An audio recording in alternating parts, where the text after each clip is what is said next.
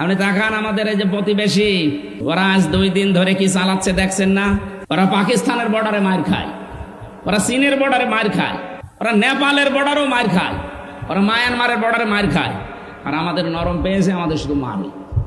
শেষে যখন আর কিছুই পারে না, তখন পাকিস্তান বর্ডার আর চীন বর্ডার, এইগুলো বর্ডার নিয়ে সিনেমা বানায় বলিউডে। কি আপনি দেখেন ওদের সিনেমাগুলো বর্ডার কেন্দ্রিক এইভাবে বানিয়ে ওইটা আবার হিট করায়, ওটা দিয়ে আমাদের দেশ থেকে টাকা পয়সা কামাই করে।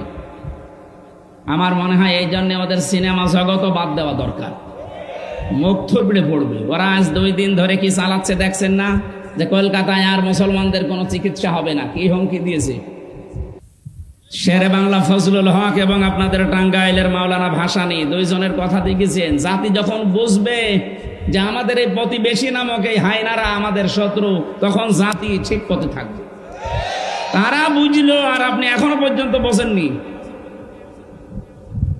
ওরা পাকিস্তানের বর্ডারে মার খায়, ওরা চীনের বর্ডারে মার খায়, ওরা নেপালের বর্ডারেও মার খায়, ওরা মায়ানমারের বর্ডারে মার খায়।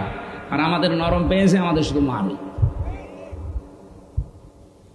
অনেকে স্ত্রীর কাছে পেরে দেয় না ঘরে, সেটা এসে 4 দোকানে রাত ঝাড়ে। ওরা ঠিক তাই করে। শেষে যখন আর কিছুই পারে না, তখন পাকিস্তান বর্ডার আর চীন বর্ডার, এইগুলো বর্ডার নিয়ে সিনেমা বানায় বলিউডে।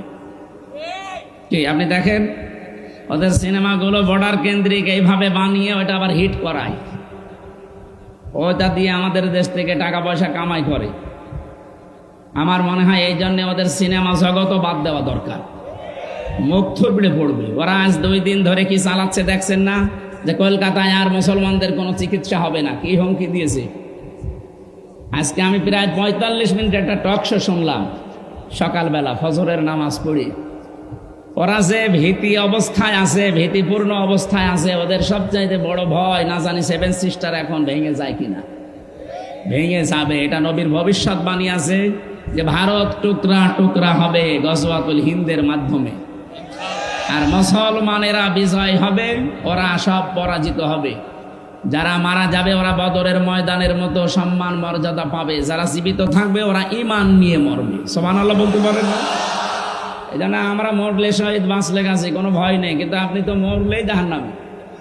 কথা বলেন না কেন?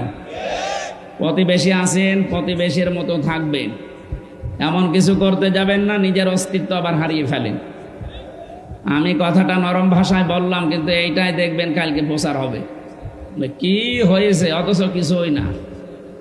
আমাদের শরীর দেখতে পাচ্ছেন, এমনি আমি বাঁচি না। ওরা জেলে এত ভয় পেয়েছে, 3-4 জন কারারক্ষী দিয়ে রাখতো। আরে ভাই, আমি নিজে চলতে পারি না, আপনারা কি করেন? বলে না, সিসি ক্যামেরা দেওয়া আছে, আল্লাহর ওলিদের সব দেখতে পাচ্ছে। এই জন্য আমি যে কথাটা বোঝাতে চাই, কোরআনের কথা বললে আবু জেহেল মার্কা লোকের চেয়ার নড়ে যাওয়ার ভয় আছে, কিন্তু মুহাম্মদ রাসূলুল্লাহর যে চেয়ার ছিল 10 বছর তিনি রাষ্ট্রপতি ছিলেন, ওই চেয়ার কি নড়ে যাওয়ার ভয় ছিল? আপনি সঠিকভাবে আসেন। ফাতিলকা বুয়ুতুহুম খাওবিয়াতাম বিমা যালামু ইন্না ফি যালিকা লাআয়াতাল লিকাওমি ইয়ালামুন। এটা সূরা নমল 19 নম্বর পারার 20 নম্বর পৃষ্ঠা 7 নম্বর লাইনের 52 নম্বর আয়াতে আছে, তাফসীরে কাবিরে পাবেন। আল্লাহ পাক বলেন ফাতিলকা বুয়ুতুহুম। ফা শব্দটা আরবি গ্রামারের বালাগাত মান থেকে 19টা অর্থে আসে। এখানে বড় বড় আলেম আছে, তিলকা দেওয়ার আগে ফা দিয়ে আল্লাহ জানিয়েছেন, বাইতুন না দেবার বুয়ুত বহু বচন দিয়েছেন। আল্লাহ যেন তার কুদরতি আঙ্গুল এইভাবে বাংলার দিকে তাকিয়েছে, এই ঘরগুলোর দিকে তাকান। আগে কথা বুঝে সুবহানাল্লাহ বলেন, দেখেন কি বলেন।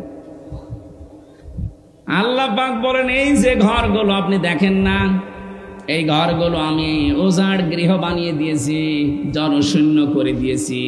এই ঘরগুলো সার শূন্য বানিয়ে ফেলেছি, পরিত্যক্ত করে দিয়েছি।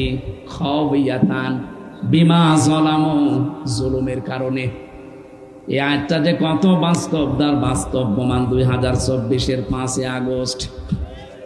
আপনি দেখেন না কেন এদেশের জালেমদের ঘর বাড়ি প্রতিষ্ঠান, ওদের অফিস, আল্লাহ সব যেন মনে হচ্ছে মরুভূমি বানিয়ে দিয়েছে। এর প্রমাণ আমার কুষ্টিয়ার হানিফের বাড়ি। উনি 1:30টায় পালিয়েছে আর বিকাল 5টা বাজতে বাজতে একটা ইট পর্যন্ত মানুষ রাখে নাই, পায়খানা প্যানও খুলে নিয়েছিল। কি রাগ ছিল বলেন তো, পায়খানার প্যানও ছাড়েনি মানুষ। যদি ওরে পায় ওই সময় ছিঁড়ে ফেলতো না। এখন তো টয়লেট হয়ে গেছে বাড়িটা, বিভিন্ন মানুষ যাচ্ছে এদিকে ওদিকে ওদিকে মুখ করে করে টয়লেট করছে সব। আমার তো মনে হচ্ছে এদেশের জালেমদের প্রতিটি বাড়ি ঠিক এইরকমই অবস্থা। এমনকি দামি বাড়ি যেটা মানুষ যে আবেগে চুমা খেত, ওই বাড়ির অবস্থা দেখেন। পরশু দিনের পেপার, মানুষ যে দেখছি 8-9 জন করে একাধারে পোশাবে বসেছে, মনে হচ্ছে জামাতবদ্ধ পোশাব চলছে।